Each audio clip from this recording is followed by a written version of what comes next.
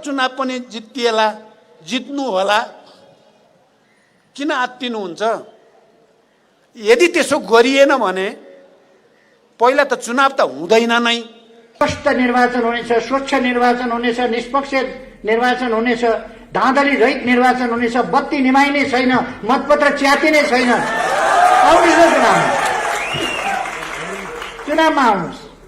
तर हाम्रो सबभन्दा ठुलो भरोसा नेपाली जनतामाथि नै हो, अरूमाथि होइन। जनताले मात्रै यसलाई सच्याउन मद्दत गर्न सक्छन् भन्ने हाम्रो अन्तिम भरोसा जनतामाथि हो।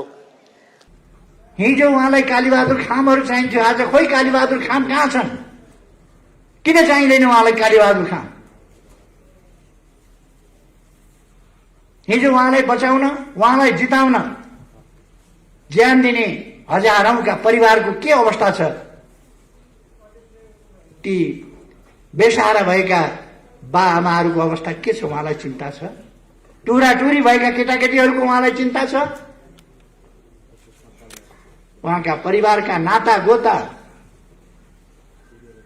म धेरै केही भन्न चाहन्न। तपाईले मान कम अपमान सबैलाई दिनुभएको छ। तपाईलाई मान सम्मान अरूलाई दिने तपाईको बानी रहेनछ। अपमान भयो,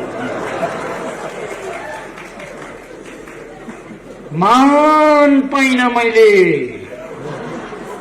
त्यसैका लागि प्रयोग। एकजनाको सनकमा संसद भङ्ग, सनकमा चाहिँ चुनावको घोषणा, सनकमा चाहिँ 1200 एकजनाले सिधै 64% बहुमत भएको सर्वसम्मत बहुमतको नेताले अहिले संसद विघटन भएपछि को कता छ के छ त्यो बेग्लै कुरा होला। जति बेला मैले विघटनको सिफारिस गरेँ त्यति बेला संसदको 64% बहुमतको सर्वसम्मत नेता हुँ म। त्यस हैसियतले मैले सिफारिस गरेको छु विघटन। अब मैले रानी पोखरी बनाई, के केपी ओलीले रानी पोखरी बनाएको हो? त्यो त कालीगढहरूले बनाए नि। धरहरा केपी ओलीले बनाएको हो, केपी ओलीको पालामा बन्यो होला, तर त्यो त सिकर्मीहरूले बनाए, कालीगढहरूले बनाए, इन्जिनियरहरूले बनाए। उहाँहरूलाई हामीले धन्यवाद दिनुपर्छ। धरहरा केपी ओलीले बनायो भन्छन्, नचाहिने कुरा केपी ओलीले बनाएको हो र इन्जिनियरले बनाएको हो।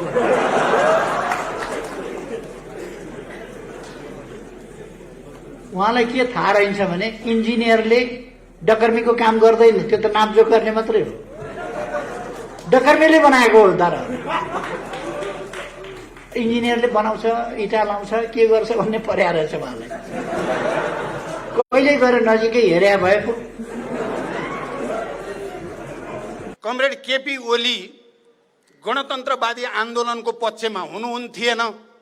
मलाई थाहा थियो उहाँको सिद्धान्त बैलगाडाको सिद्धान्त हो भन्ने कुरा पनि मलाई थाहा थियो। आम नेपाली जनतालाई थाहा थियो उहाँको सिद्धान्त मार्क्सवाद लेनिनवाद र गणतन्त्रको सिद्धान्त होइन। सबभन्दा आधारभूत कुरो के हो लोकतन्त्रको? समय समयमा आवधिक निर्वाचन, समय समयमा जनताका बीचमा जाने, जनताबाट ताजा जनादेश दिने, जनताबाट अनुमोदित हुने, त्यो लोकतन्त्र। संविधानमाथि यति निर्मम प्रहार अहिलेसम्म कसैले गर्न सकेको थिएन।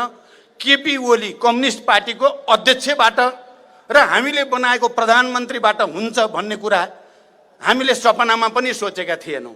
बडो कठिनले ल्याएको संघीय लोकतान्त्रिक गणतन्त्र, हामीले बडो मुस्किलले बनाएको, लडेर बनाएको संविधान, यसमाथि कसैले खतरा पैदा गर्छ भने हाम्रो पार्टीले झप्पु दिन्छ। त्यो कुरा सही हुँदैन हामीलाई। कमरेड केपी ओली विचारमा पनि स्खलित भइसकेको, मार्क्सवाद लेनिनवाद प्रति, समाजवाद प्रति, कम्युनिस्ट पार्टीको विधान प्रति, विधि पद्धति प्रति सम्पूर्ण रूपले मोहभङ्ग भइसकेको प्रवृत्तिको प्रतिनिधि हुनुहुँदो रहेछ भन्ने देखियो।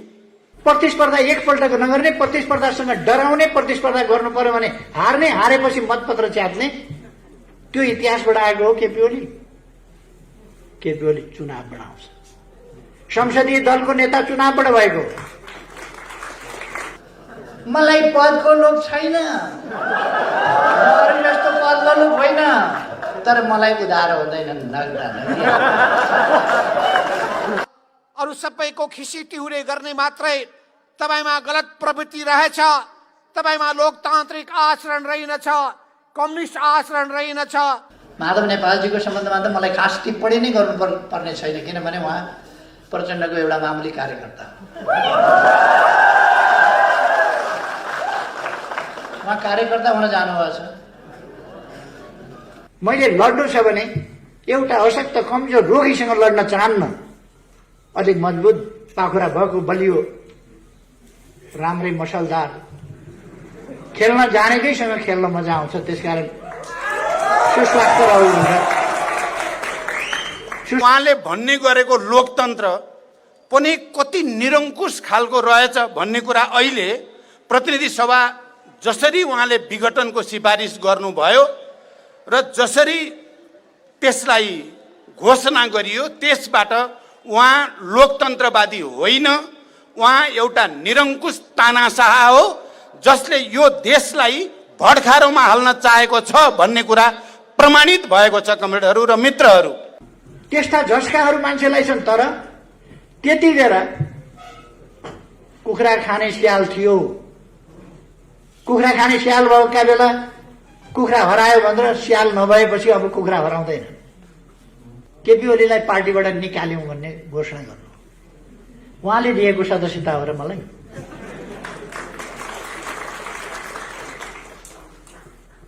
एकताका लागि दिएको थियो, एकीकरणका लागि दिएको थियो, यो देश बनाउनका लागि दिएको थियो, संविधान कार्यान्वयन गर्नका लागि दिएको थियो, स्थायित्वका लागि दिएको थियो, स्थिरताका लागि दिएको थियो, देश अगाडि बढाउनका लागि दिएको थियो। तर उहाँहरूले त्यो बहुमत आफ्ना स्वार्थका लागि प्रयोग गर्नुभयो। छोरी जिताउन नसकेपछि मतपत्र च्यातेर प्रजातन्त्रको धुजा पार्न,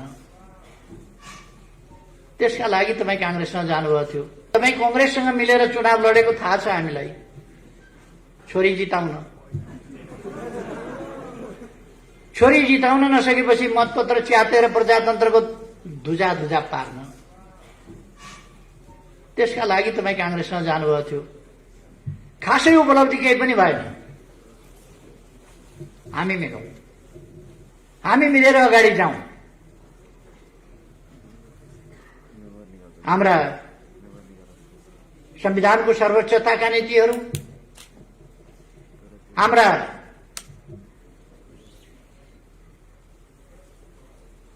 शान्तिपूर्ण संघर्षको कार्यदिशा,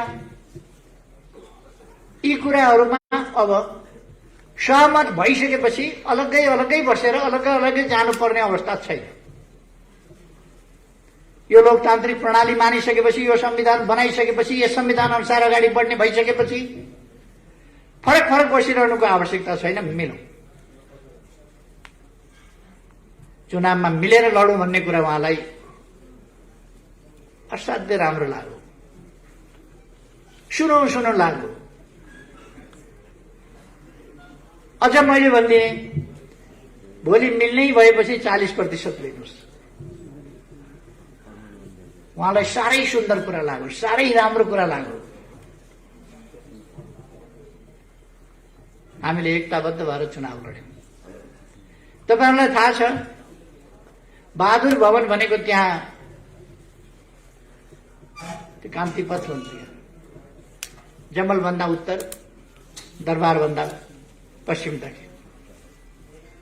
त्यहाँको बहादुर भवनबाट मङ्सिर 24 गते आएको प्रतिनिधि सभा चुनावको निष्कर्ष, त्यो निष्कर्ष राष्ट्रपति भवन पुग्न फागुन 2 गतेसम्म लाग्यो।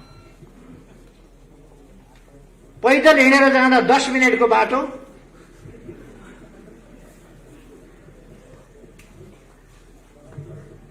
सवा 2 महिना लाग्यो कम्ती। मैले त हेरिराखेको छु के पाकिराखेको छ खिचडी। त्यति बेला पनि चुनाव मसँग मिलेर लड्ने, 40% लिएर लड्ने, कमला राम्रा मीठा ठाउँ छानी खाने, अनि सरकार बनाउन कांग्रेससँग वार्ता गर्ने र हामीसँग बार्गेन गर्ने। मलाई त 5 वर्षको प्रधानमन्त्री दिन्छु भनेको छ। लाज लाग्नुपर्ने होइन? वामपन्थी मिलेर चुनाव लड्ने, दक्षिणपन्थीसँग मिलेर सरकार बनाउने, कस्तो अचम्मको तरिका हो। त्यो छोड्दिनु। फागुन 3 गते म प्रधानमन्त्री हुँदा उहाँले मन्त्री बन्न कोही एकजना पनि नपठाएको तपाईहरुले देख्नु भएको छ। के पाकिरहेको थियो भित्रभित्र त्यो तपाई अनुमान गर्न सक्नुहुन्छ, बुझ्न सक्नुहुन्छ। जहिले पनि म मित्रताले अँगालो हाल्छु, उहाँ धृतराष्ट्रले जस्तो अँगालो हाल्छ। अँगालो त अँगालै मारे हो, धृतराष्ट्रले पनि अँगालै मारे।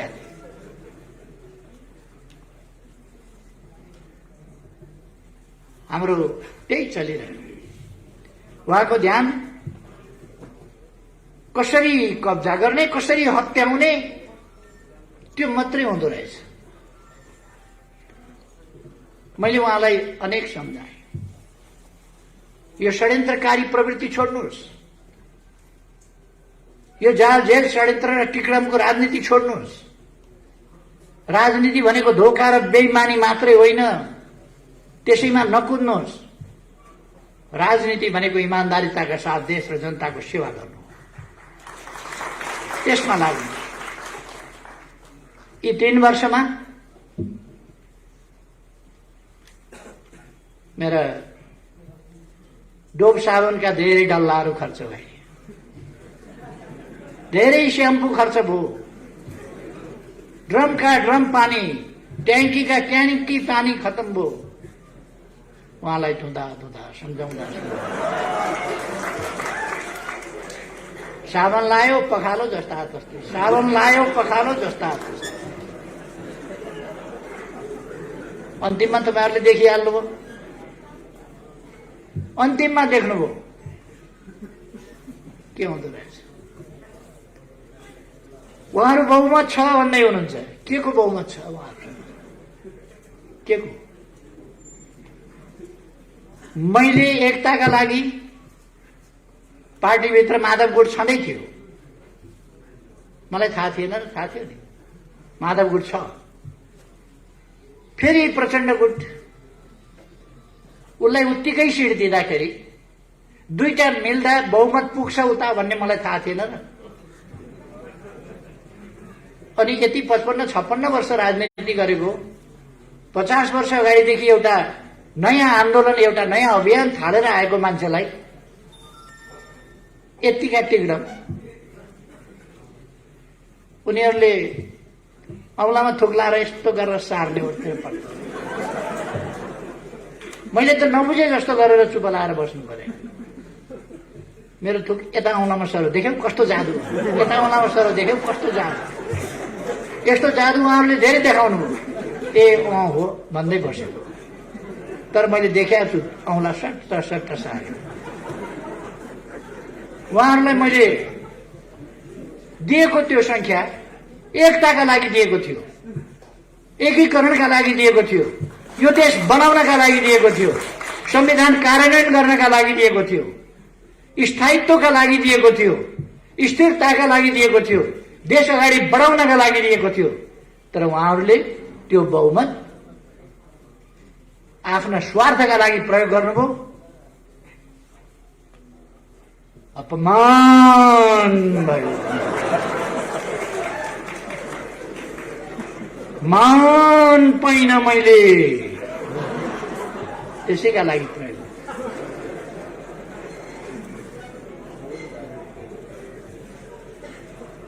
कतिपल्ट सम्झौता गर्ने? मेरो एउटा ब्रिफकेस भरिएको छ प्रचण्डसँगका सम्झौताले। कतिवटा सम्झौता गर्ने? आज सम्झौता गरौँ, भोलिपल्ट काँचै, फेरि अर्को सम्झौता गरौँ, फेरि अर्का दिन काँचै। तपाईँहरूले सुन्नुभयो होला, एक दिन आउनुभयो, आधा आधा गर्ने भनेको थियौँ, तपाईँ नै चलाउनुहोस् प्रधानमन्त्री, जनताले स्थायित्व चाहेका छन्, तपाईँ नै प्रधानमन्त्री हुनुपर्छ भन्ने चाहेका छन्, त्यो मैले बुझेँ। अहिले म प्रधानमन्त्री हुन खोज्दा राम्रो मानेनन् जनताले। मलाई कार्यकारी अध्यक्ष दिएर काम गर्न दिनुहोस् पार्टीमा। तपाईँ नै अध्यक्ष प्रधानमन्त्री भएर चलाउनुहोस्। प्रथम अध्यक्ष त तपाईँ हुँदै हुनुहुन्छ। उहाँले आफैले भन्नुभयो। मैले भने सचिवालयमा बैठकमा राख्नुहोस् प्रस्ताव। उहाँले आफै सचिवालयको बैठकमा प्रस्ताव राख्नुभयो। मैले हुन्छ भन्ने। भोलिपल्ट मैले गल्ती गरेछु कि क्या हो कामरेड भन्नु। गल्ती गर्नुभयो भने फेरि अर्को दिन सही निर्णय चाहिँ प्रस्ताव राख्नुहोस्, सच्याउनुहोस्। के निर्णय चाहिएको छ त्यो सच्याउनुहोस्। महाधिवेशन अलिक अगाडि नै गर्नु पर्यो। जहिले सकिन्छ तैले गरौँ नि त। जहिले सकिन्छ तैले गरौँ भनेपछि गत वर्ष माघ 14 देखि 19 सम्म भएको केन्द्रीय कमिटिको बैठकले आगामी महाधिवेशन 77 साल चैत 25 गतेदेखि 30 गतेसम्म हुने भन्ने फैसला गर्यो। उहाँकै अध्यक्षतामा म बैठकमा पनि बसेको थिएँ। उद्घाटनमा आएँ, समापनमा आएँ, बाँकी उहाँलाई छोडिदिएँ। उहाँले नै सबै पास गराएको। फेरि पास भइसकेपछि विधान संशोधन गरियो। नछापो कि क्या हो यो विधान? पारित गरिसकियो, केन्द्रीय कमिटीबाट पारित गरिसकियो। उहाँहरू अर्कै गुटबन्दीमा लाग्नु पदका लागि। जता जानुपर्ने त्यता उहाँहरू कहिल्यै हिँड्नु भएन। 3 महिनाभित्र टुङ्ग्याउने एकीकरण भनेको 2.5 वर्षमा टुङ्गिएन। त्यता विचारै गर्नुहुन्न। सरकार असफल भयो कराएको कराई गर्नुहुन्छ। संवैधानिक आयोगहरूमा मान्छे नियुक्ति गर्न बैठकै बस्न मान्नुहुन्न।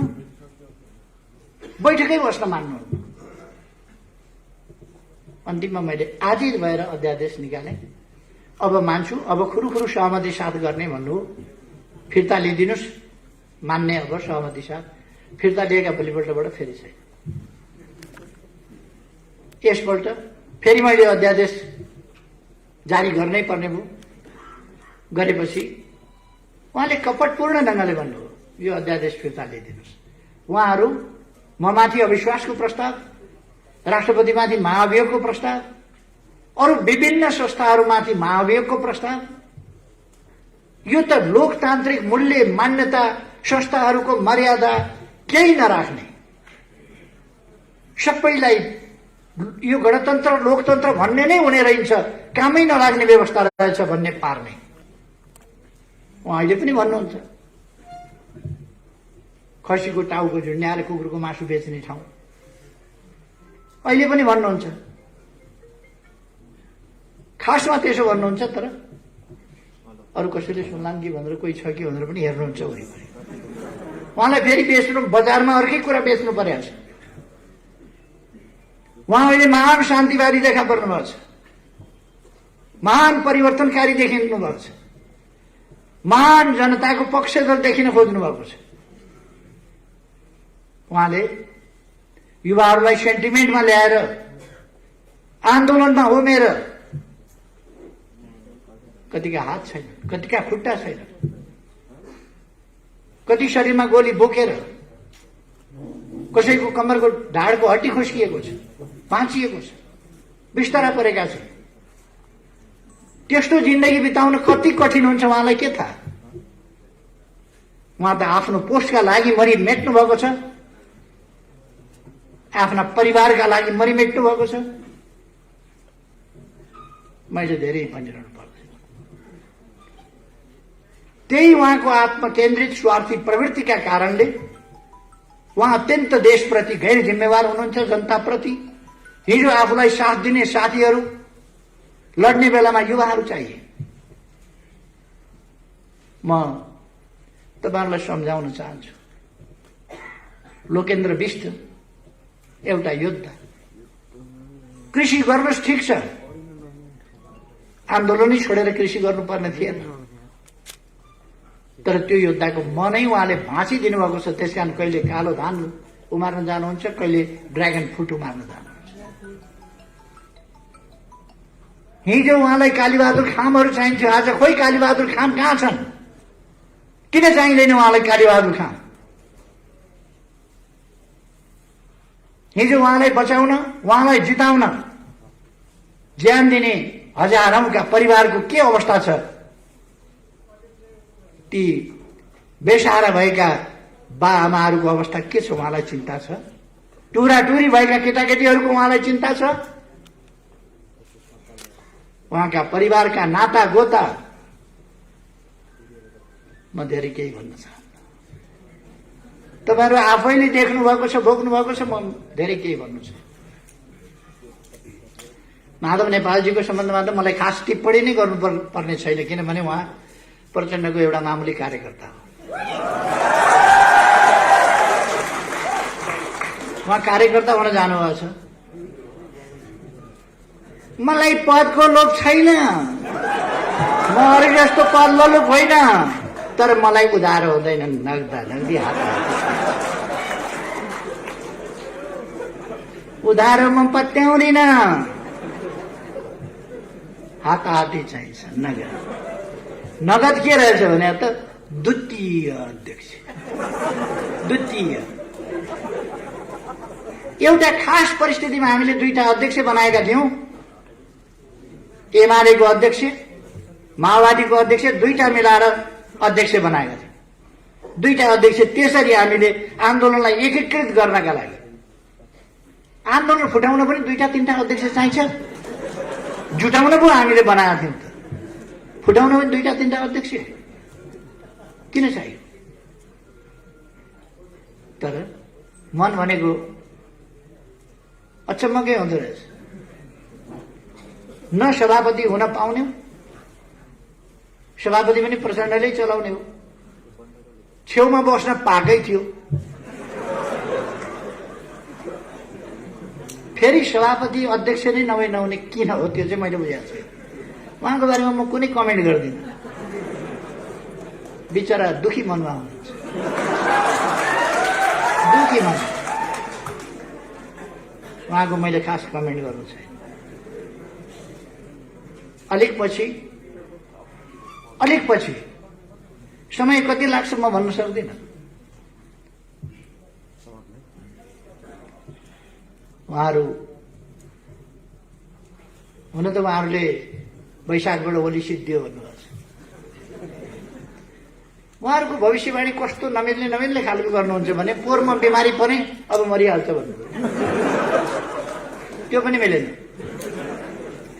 पोहोर म बिमारी परेँ, ब्याङ्कक गएँ उपचार गराउन, काठको बाकसमा फर्किन्छ भन्नु,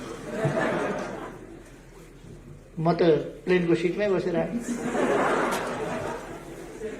अस्ति म आकस्मिक रूपमा इन्फेक्सन भयो, अपरेसन गर्नु पर्यो। अपरेसन कहिले कहिले जटिल हुन्छ। अब गयो भनेर खुसी हो। उहाँहरूको भविष्यवाणी हुने खालको गर्दै गर्नुहुन्न। म मर्नु त मर्छु, एक दिन मरिहाल्छु। उहाँहरूको आकांक्षा पूरा हुन्छ, अगाडि पछाडि कसको कहिले के, अब यो टुङ्गो हुँदैन प्रकृतिको, तर म चाहिँ एक दिन मर्छु। तपाईँहरूलाई सुन्न राम्रो लाग्दैन म मर्छु भन्ने कुरा, तर मर्छु, सत्य हो। मान्छे मरोस् भन्ने कल्पना विरोधीलाई, शत्रुलाई पनि गर्नु सभ्यता होइन, गरिँदैन। विरोधीको पनि स्वास्थ्य लाभको कामना गरिन्छ। मैले लड्नु छ भने एउटा अशक्त कमजोर रोगीसँग लड्न चाहन्न, अलिक मजबुत पाखुरा भएको बलियो राम्रै मसलदार खेल्न जानेकैसँग खेल्न मजा आउँछ। त्यसकारण सुस्वास्थ्य रहु हुन्छ, सुस्वास्थ्यको कामना गरिन्छ। उहाँहरूको एउटा उहाँहरू भन्नुहुन्छ चुनाव हुँदै हुँदैन भनेर, चुनाव हुँदै हुँदैन भनेर। वैशाखको चुनावमा केपी ओली पत्तासा बन्नुभयो, फेरि चुनाव हुँदै हुँदैन पनि भन्नुहुन्छ, वैशाखको चुनावमा केपी ओलीको पत्ता साफ पनि भन्नु। म उहाँहरूलाई भन्न चाहन्छु तपाईहरूले पनि केही सिट चाहिँ ल्याउनुहोस् भन्ने मेरो शुभकामना छ। केही सिट ल्याउनुहोस्। तर त्यसका लागि अहिलेदेखि तयारी गर्नुहोस्। यो सडकमा गएर बेकार अलकत्रामा बसेर कपडा बिगारेर काम छ।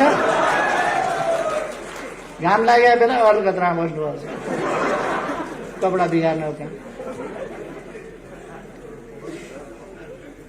अचम्म के भने लोकतन्त्र आइसक्यो। उहाँहरूले भने होइन अस्ति नै, अब सडकमा गइरहनु पर्दैन, अब लोकतन्त्र आइसक्यो, सदनबाटै सबै काम गर्न सकिन्छ। लोकतन्त्रको एउटा राम्रो सबभन्दा आधारभूत कुरो के हो लोकतन्त्रको?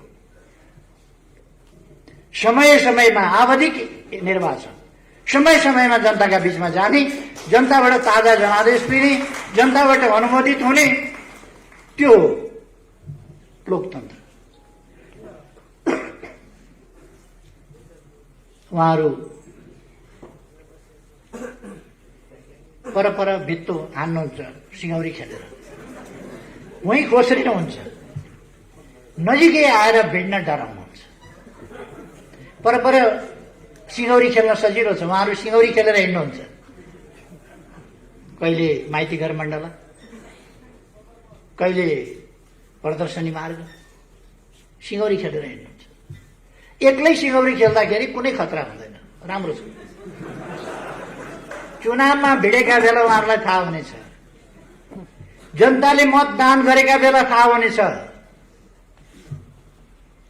मेरो सुझाव छ केही सिट तपाईँहरू पनि जित्नुहोस्। जित्नु छ भने अहिलेदेखि चुनावको तयारीमा लाग्नुहोस्। उहाँहरू हल्ला गरिरहनु भएको छ कराएर। संसद पुनर्स्थापना हुन्छ। संसद पुनर्स्थापना संविधानले मिल्दैन। संविधानले मिल्ने भए पुनर्स्थापना हुन्थ्यो, संविधानले मिल्दैन। 64% बहुमत भएको सर्वसम्मत बहुमतको नेताले अहिले संसद विघटन भएपछि को कता छ के छ त्यो बेग्लै कुरा होला। जति बेला मैले विघटनको सिफारिस गरेँ त्यति बेला संसदको 64% बहुमतको सर्वसम्मत नेता हुँ म। त्यस हैसियतले मैले सिफारिस गरेको छु विघटन। अब बाँकी 36%मा विकल्प बन्छ। विकल्प भनेको बहुमत चाहिन्छ। विकल्प भनेको 51% चाहिन्छ। त्यहाँ 51% बिना सरकार बन्दैन। सरकार बन्ने विकल्प छैन भने संसद पुनर्स्थापना के का लागि हुन्छ? अस्थिरताका लागि, तमासाका लागि हुन्छ? संसद पुनर्स्थापनाको सम्भावना छैन। कतिले भन्छन् फेरि संविधानले होइन, हाम्रा कतिपय वकिल साहबहरू पनि संविधानले होइन राजनीतिक आग्रहवश भन्छन्। संविधानमा विघटनको कुरै देखाएको छैन। धारा 76 को उपधारा 7 मा प्रधानमन्त्रीको सिफारिसमा राष्ट्रपतिले प्रतिनिधि सभा विघटन गर्नेछ र नयाँ निर्वाचनका लागि मिति तोक्नेछ। नयाँ मिति तोक्ने कुरा राष्ट्रपतिले तोक्ने त्यसमा व्यवस्था छ। 5 वर्ष अगाडि संसद विघटन हुनै सक्दैन भन्नुहुन्छ उहाँहरू। धारा 85 ले भन्छ अगावै विघटन भएमा बाहेक संसदको अवधि 5 वर्षको रहनेछ। अनि राजनीतिक आग्रह देखाएर हुन्छ? संविधानमा के व्यवस्था छ हेर्नु पर्यो। दुनियाँको अभ्यास के छ हेर्नु पर्यो। बेलायतमा लिखित संविधान छैन, तर अस्ति भर्खर संसद विघटन भयो, निर्वाचन भयो। निर्वाचन हुँदैन। संसदीय प्रणालीमा प्रधानमन्त्रीको प्रेरोगेटिभको रूपमा यसलाई मानिन्छ। अब चुनाव हुँदैन के किन हुन्छ? बर्बाद हुन्छ, संविधान जान्छ, व्यवस्था जान्छ, गणतन्त्र जान्छ।